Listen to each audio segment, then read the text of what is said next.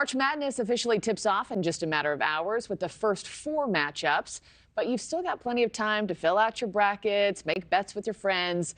And as everybody knows, though, this time of year, I guess all bets are really off. All the stats, the analysis, it goes out the window. Some people flip a coin. Others pick their team with their favorite colors. Some just go by which mascot they think would win in that matchup. And for some more in-depth animal analysis, we welcome in Ron Magill, Communications Director for Zoo Miami. Ron, the last time you and I were talking was right here on this air a year ago. It's good to have you back. It's great to be back. It's greatest 2 weeks in sports in the United States coming up here. Yes, my husband would agree with you. It's all the hype at our house. Okay, let's start off with one of the first 4 matchups. We're talking about animals here. Who's going to win? The Colorado Buffaloes versus the Boise State Broncos. Who you got? That's a tough matchup. I'm going to go with the Buffaloes only because they're the strongest. Now, the Broncos are going to be quicker. They're going to be more agile. But I'm going to go with the Buffaloes because I think they're going to have the endurance. They're going to have the power, and they're going to be able to power in the boards. They're going to kill it in the paint. I think it's going to go with the Buffaloes. They're the stronger animal, though not necessarily the fastest. I'll take it from you. Okay, up next, who do we got? Who has the edge in the matchup between the Kentucky Wildcats and the Oakland University Golden Grizzlies? Yeah, I'd say Grizzlies. I'm going to guess Grizzlies. Am I wrong?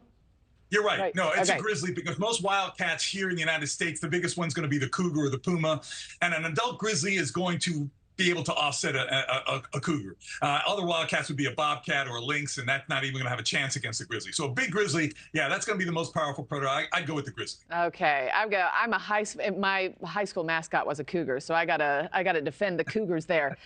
Okay, next, Clemson Tigers versus the New Mexico Lobos, which is Spanish for wolves.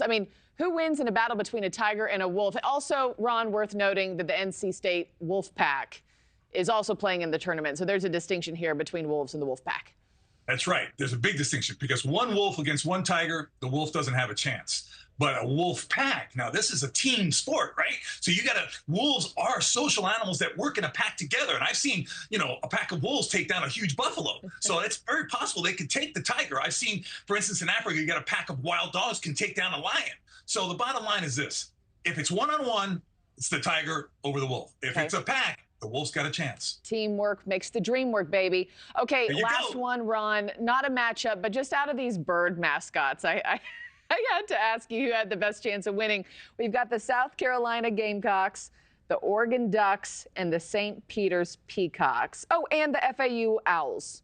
That's right. You can't leave out the Owls because I tip my hat to the Owls. That's a predator. That's a very powerful predator. The owl kills for a living. It's a predator. Now, having said that, contrary to popular belief, owls are not very intelligent. That whole thing you've heard about the wise old owl, in fact, they're one of the least intelligent birds because their eyes are so big, they have very little space left in their brain, in their scope for the brain. So not very intelligent birds, but as far as power and dexterity goes, I give it to the owl. As far as intelligence goes, believe it or not, the chicken, the gamecock, probably one of the most intelligent. Interesting. Okay, well, speaking of animals, do you have a dog in the fight, Ron?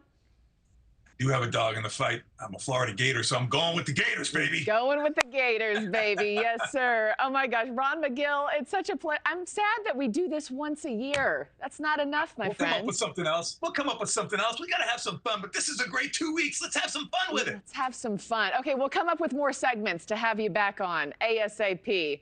Happy watching. Thank you so much. Thanks for watching, everybody. Go to joinnn.com to find NewsNation on your television provider. Also, don't forget to click that red subscribe button below to get more of NewsNation's fact-driven, unbiased coverage.